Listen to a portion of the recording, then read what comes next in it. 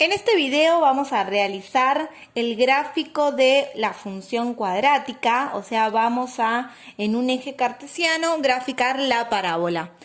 Toda parábola tiene elementos que los calculamos anteriormente con sus fórmulas. El primero que calculamos fue las raíces de la parábola, que nos dieron 5 y menos 1.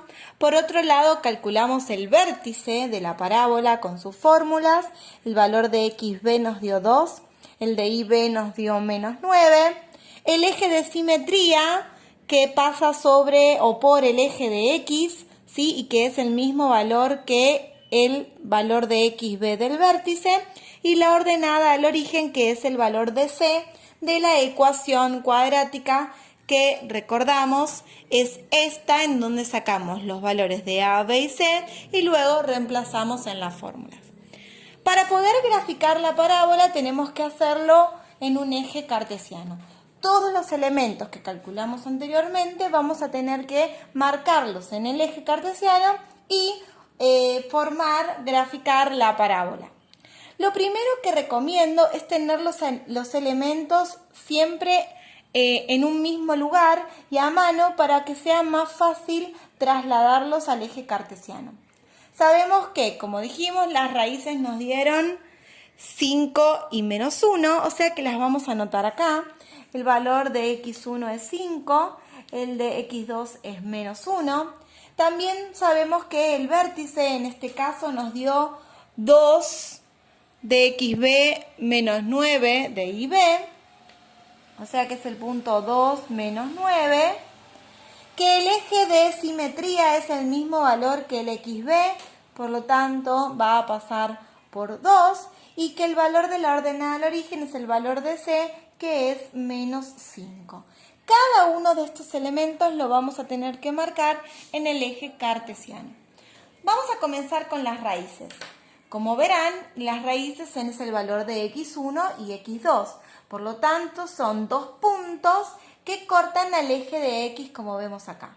Entonces, en el valor 5 de x vamos a marcar el primer punto, y en el valor menos 1 de x vamos a marcar el segundo punto, x1 y x2.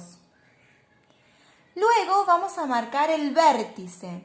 Recuerden que el vértice tiene un valor de x y un valor de y. Por lo tanto, si el valor de x es 2, por acá está el 2 de x y el de y es menos 9, que por acá está el valor de y. Tenemos que juntar estos dos valores hasta que se unan en un punto vértice, como lo vimos anteriormente. O sea, este es mi punto vértice. Luego, corresponde marcar el eje de simetría. El eje de simetría era esa línea punteada, esa recta vertical punteada, que pasaba por el mismo valor que era el de xb. Por lo tanto, vamos a marcar, coincide con el valor xb del vértice, por lo tanto, van a coincidir acá los valores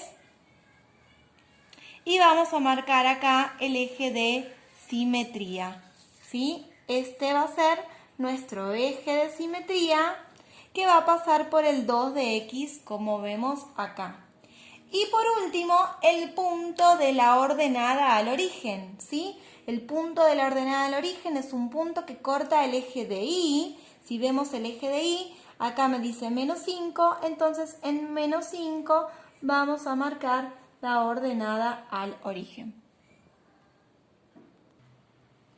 Entonces, para graficarlo es muy sencillo. ¿Se acuerdan que desde el vértice salían las ramas de esta parábola que iban a pasar por esos elementos, esos puntos que nosotros teníamos? Además, recordamos que el eje de simetría hace que una rama de la parábola tenga que ser siempre igual a la otra.